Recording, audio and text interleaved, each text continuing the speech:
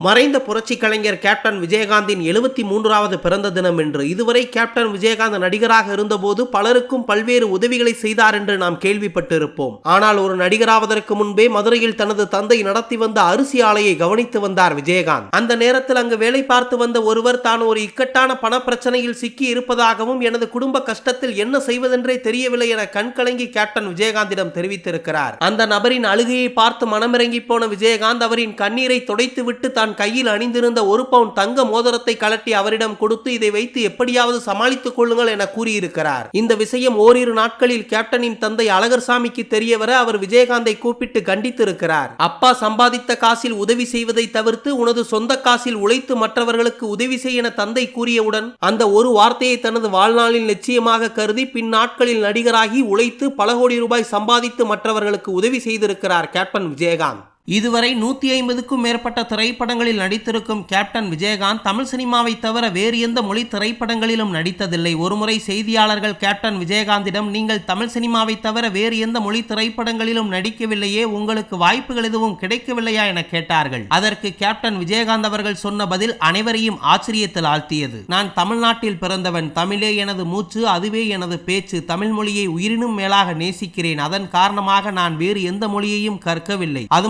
மட்டுமல்லாமல் தமிழ் சினிமா தான் எனக்கு வாய்ப்பளித்தது, தமிழ் ரசிகர்கள் தான் எனக்கு சோறு போட்டார்கள். அதன் காரணமாக தமிழ் சினிமாவில் நடிப்பதை பெருமையாக கருதுகிறேன் எனவும், எனது திரைப்படங்களை மற்ற மாநிலத்தவர்கள் ரசித்தால் கண்டிப்பாக டப்பிங் செய்து பார்த்து கொள்ளலாம், எனக்கு எந்த ஆட்சேபனையும் இல்லை என தெரிவித்திருந்தார். கேப்டன் விஜயகாந்தின் அந்த பதில் தமிழ் மொழி மீது வைத்திருந்த அவரது அதீத அன்பையும் பாசத்தையும் ரசிகர்களுக்கு எடுத்துரைத்தது. விஜயகாந்த் அவர்கள் குறிப்பிட்டது போலவே தமிழ் சினிமாவை தவிர அவர் இறக்கும் வரை வேறு எந்த மொழி திரைப்படங்களிலும் நடிக்கவில்லை என்பதும் குறிப்பிடத்தக்கது.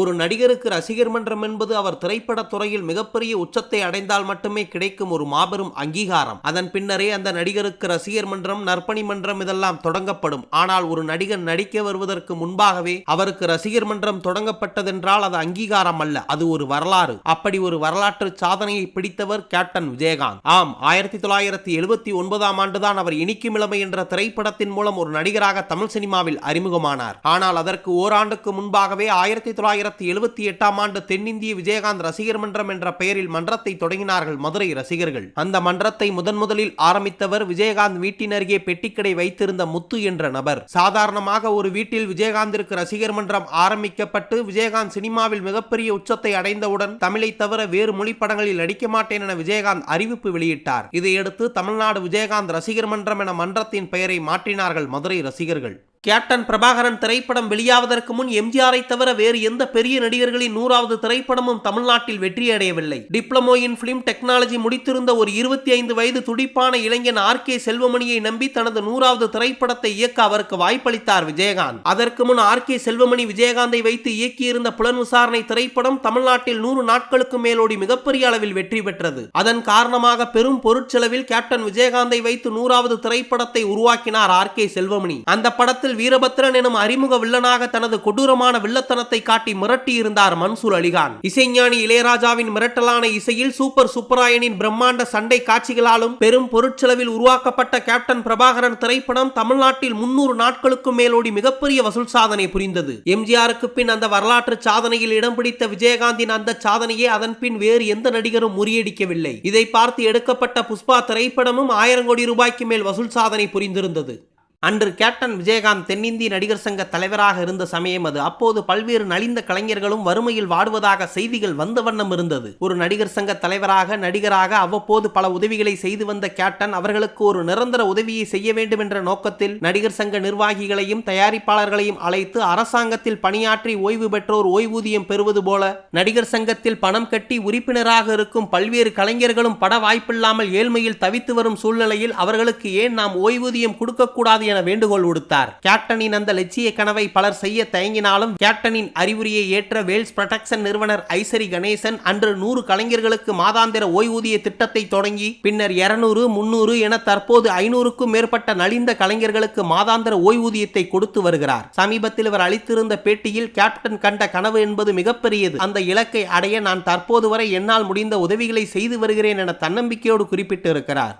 திரைத்துறையிலிருந்து முன்னேறி அரசியலில் முதல்வர் என்ற மாபெரும் அங்கீகாரத்தை பெற்ற எம்ஜிஆருக்கு பின் தமிழ் சினிமாவில் வெள்ளையாக அழகாக இருப்பவர்கள்தான் கதாநாயகனாக முடியும் என்ற பிம்பத்தை மாற்றியமைத்து கருப்பாக இருப்பவர்களும் கதாநாயகனாக முடியும் என்பதை நிரூபித்து காட்டியவர்கள் தான் ரஜினிகாந்தும் விஜயகாந்தும். ஆரம்ப காலகட்டங்களில் ரஜினிகாந்த் கமர்சியல் திரைப்படங்களில் நடித்துக் கொண்டிருந்த போது விஜயகாந்தோ சமூக அக்கறை கொண்ட திரைப்படங்களில் தொடர்ச்சியாக நடிக்க தொடங்கினார். சட்டம் ஒரு இருட்டறை, ஜாதிக்கொரு நீதி, சிவப்பு மல்லி, நெஞ்சில் துணிவிருந்தால், நீதி பிழைத்தது, சட்டம் சிரிக்கிறது என கம்யூனிஸ்ட் சித்தாந்தங்களின் அடிப்படையில் பல சமூக கருத்துள்ள திரைப்படங்களில் நடித்து ரசிகர்களை வெகுவாக கவர்ந்தார் விஜயகாந்த். இதை பற்றி கேள்விப்பட்ட அப்போதைய முதலமைச்சர் எம்ஜிஆர் 1983 ஆண்டு திரைத்துறையினர் எம்ஜிஆருக்கு பாராட்டு விழா நடத்திய போது விஜயகாந்தை சந்தித்து, உங்கள் திரைப்படங்கள் அனைத்தும் அருமையாக உள்ளது, அதே நேரம் சமூக கருத்துள்ள திரைப்படங்களில் நடித்துக் கொண்டே கமர்சியல் சினிமாவிலும் கவனம் செலுத்துங்கள், அதுதான் பிற்காலங்களில் உங்களை ஒரு முன்னணி நடிகராக உயர்த்தும் என பெருந்தன்மையோடு விஜயகாந்தை வாழ்த்திவிட்டு சென்றார் எம்ஜிஆர். தமிழக அரசியலில் இன்றைக்கு யார் வேண்டுமானாலும் தங்களது கட்சி மாநாட்டை பிரம்மாண்டமாக நடத்தியதாக உலகுக்கு எடுத்துரைக்கலாம். ஆனால் புரட்சித் தலைவர் எம்ஜிஆருக்கு அடுத்தபடியாக தனது கட்சி மாநாட்டை உலக சாதனையாக மாற்றி காட்டியது புரட்சி கலைஞர் கேப்டன் விஜயகாந்த் தான்.